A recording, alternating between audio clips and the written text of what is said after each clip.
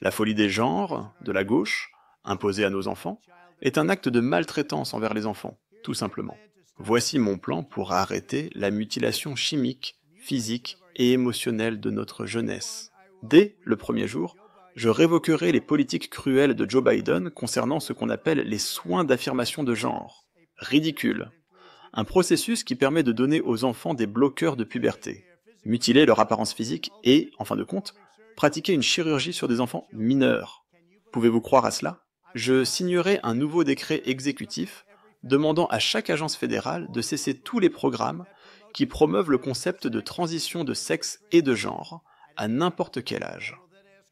Je demanderai ensuite au Congrès d'arrêter définitivement l'utilisation de l'argent des contribuables pour promouvoir ou payer ces procédures, et adopter une loi interdisant la mutilation sexuelle des enfants dans les 50 États. Cela ira très rapidement.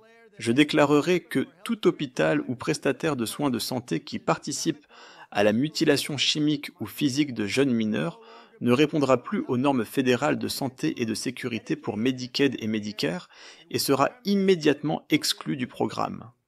De plus, je soutiendrai la création d'un droit d'action privé pour les victimes de maltraitance d'enfants, pour poursuivre en justice les médecins qui ont impardonnablement effectué ces procédures sur des enfants mineurs.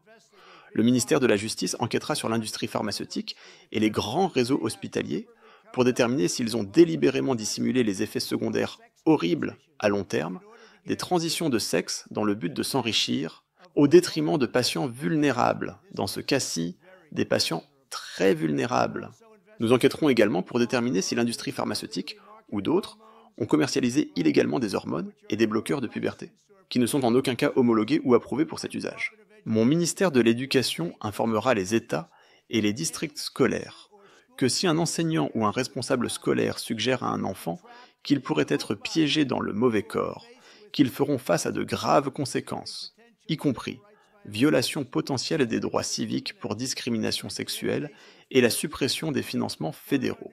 Dans le cadre de notre nouvel organisme d'agrément pour les enseignants, nous promouvrons une éducation positive sur la famille nucléaire, les rôles des mères et des pères, et célébrerons, au lieu d'effacer, ce qui rend les hommes et les femmes différents et uniques.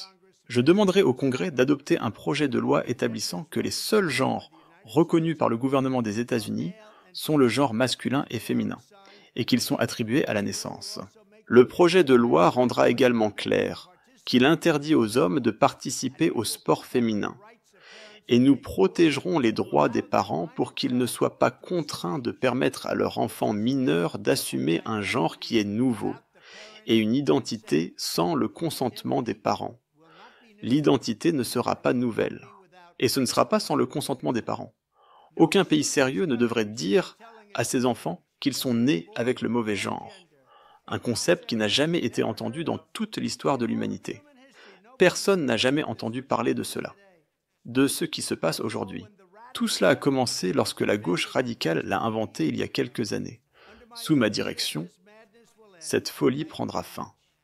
Merci beaucoup.